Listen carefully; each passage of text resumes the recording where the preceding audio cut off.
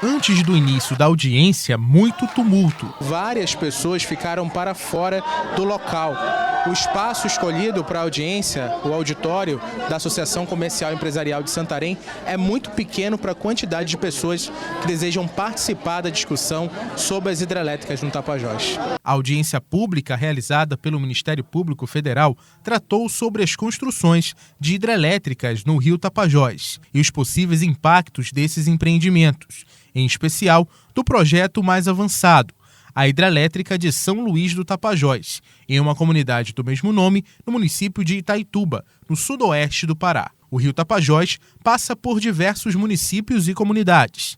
Itaituba deve ser a cidade base dos empreendimentos e pode sofrer sérios impactos socioambientais. O potencial energético da primeira hidrelétrica é de aproximadamente 4.000 megawatts, a extensão da barragem de 8 quilômetros. A área do reservatório é gigante, 729 quilômetros quadrados, quase o tamanho da cidade de Salvador. Essa é uma das 42 hidrelétricas previstas para serem construídas na Amazônia. A hidrelétrica de São Luís do Tapajós deve custar pelo menos 32 bilhões de reais.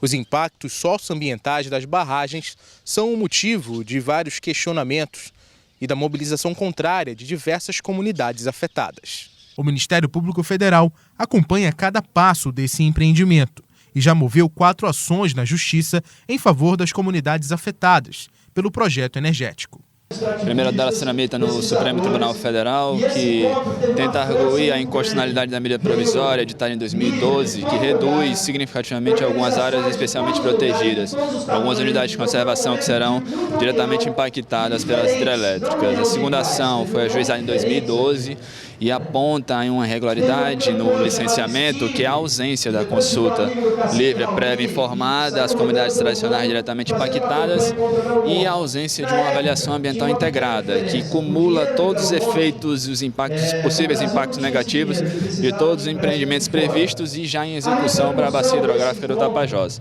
A terceira ação se refere a uma paralisação deliberada e propositada da União e da Fundação Nacional do Índio de um território indígena de ocupação tradicional Munduruku, que será significativamente inundado caso construída essa hidrelétrica. E a quarta ação tramita na Justiça Federal de Cuiabá, capital do Mato Grosso, que aponta a irregularidade de emissão da Declaração de Reserva de Disponibilidade Hídrica pela Agência Nacional de Águas, sem a composição prévia de um comitê gestor da bacia e a aprovação de um plano de recursos hídricos.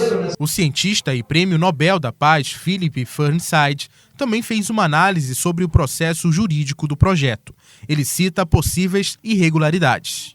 Eu mostrei na parte indígena e sobre os ribeirinhos, os povos tradicionais, que ele ignora os grandes impactos e alega de que não vai ter impacto quando é óbvio que vai ter. Por exemplo, diz que a água vai ser de boa qualidade, não vai ter problema de peixes, etc. Mas isso não é o que aconteceu em qualquer barragem até hoje, não? Então é muito improvável que seja o caso aqui.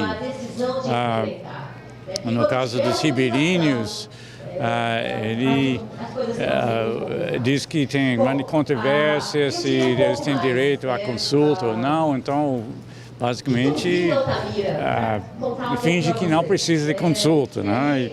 E só tem direito a compensação de dinheiro e troca de casa, etc., igual aos outros não indígenas e não tradicionais. Comunidades indígenas das etnias Munduruku e Saueri-Maibã podem ter grandes áreas de terras e florestas alagadas com a construção das barragens.